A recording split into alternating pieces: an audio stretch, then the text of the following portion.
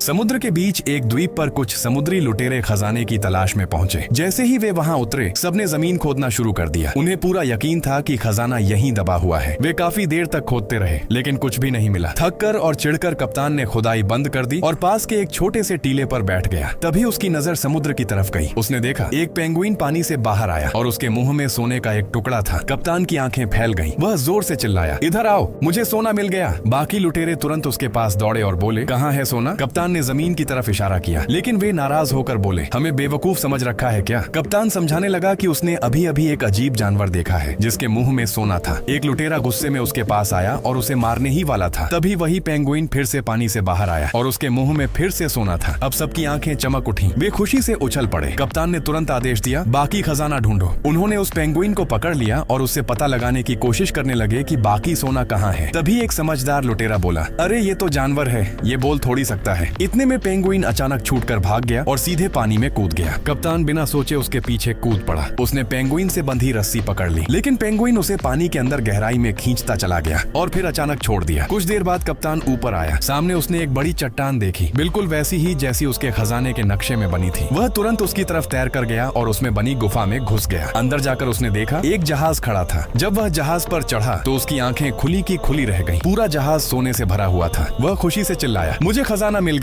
लेकिन उसकी आवाज सुनते ही चारों तरफ से पेंगुइन इकट्ठा होने लगे। पूरी की पूरी टोली उस पर हमला करने लगी। फिर भी जिद्दी कप्तान किसी तरह बच निकला और सोने से भरा जहाज लेकर वापस अपने साथियों के पास पहुंच गया। वह गर्व से बोला कि उसने अकेले ही सैकड़ों पेंगुइन से लड़कर खजाना हासिल किया है। सब उसकी बहादुरी की तारीफ करने लगे। लेकिन बाद में सच्चाई सामने आई। जिस खजाने को वह लेकर आया था वह पूरा का पूरा नकली था।